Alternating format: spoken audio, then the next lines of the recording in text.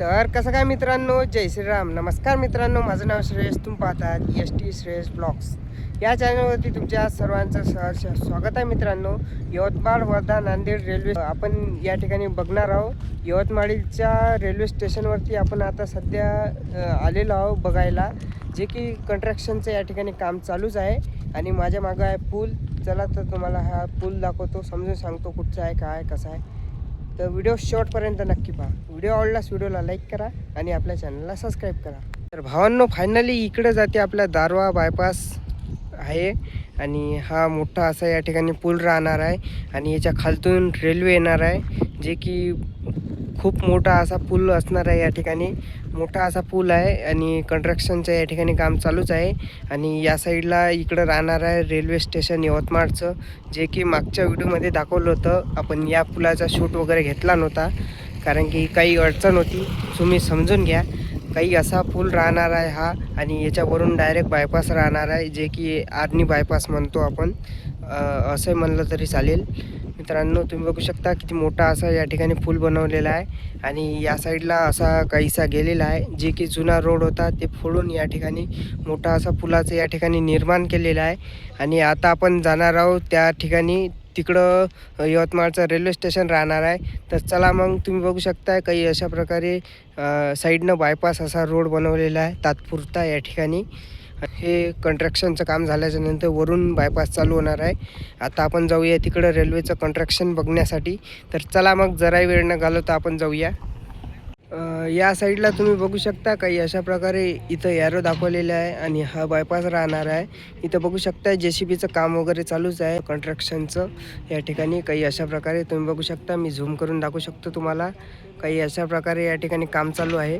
आणि जस्ट याच्या बाजूलाच तुम्ही या ठिकाणी बघू शकता, जे की आपण मागं पण बघितलं होतं, काही असं या ठिकाणी रेल्वे स्टेशन राहणार आहे, प्लॅटफॉर्म राहणार आहे.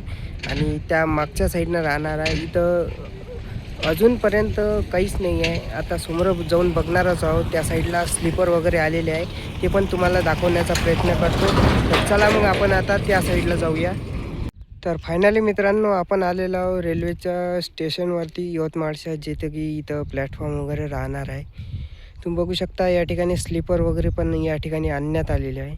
आणि हे तुम्ही बघू शकता, हे आहे जे की क्वार्टर्स वगैरे राहणार आहे कर्मचाऱ्यांचे. काही अशा प्रकारे या ठिकाणी बांधण्यात आलेले आहे. आणि काहीसा असा या ठिकाणी नजारा आहे. बाकीचं काम व्हायचं आहे. चला, तुम्हाला त्या ठिकाणी जवळून जाऊन दाखवतो कशा प्रकारे काम झालं आहे. अशा प्रकारे काहीशी गिट्टीचा थर वगैरे या ठिकाणी रचलेला आहे. तुम्ही या ठिकाणी बघतच असाल. अशा प्रकारे मार्किंग वगैरे पण या ठिकाणी केलेली आहे. तर चला, आपण समोर जाऊया. तिथून पण तुम्हाला दाखवतो कशा प्रकारे राहणार आहे. बाकीचं समोरचं तर आपल्याला काही माहीत नाही, पण जोपर्यंत आपलं इथं काम झालेलं आहे तेवढं मी तुम्हाला दाखवण्याचा प्रयत्न करेल. या ठिकाणी बघू शकताय काही अशा प्रकारे या ठिकाणी स्लीपर वगैरे आलेले आहे.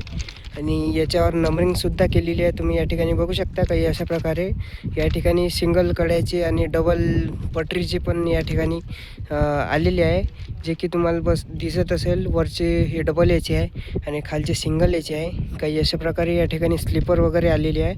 आणि असा काहीसा या ठिकाणी नजारा आहे. तुम्ही बघू शकताय काहीसं असं काम चालू आहे या ठिकाणी. बरंचसं काम आणखी बाकी आहे. आणखी पुढच्या अपडेटमध्ये आपण बाकीचं बघणारच आहोत.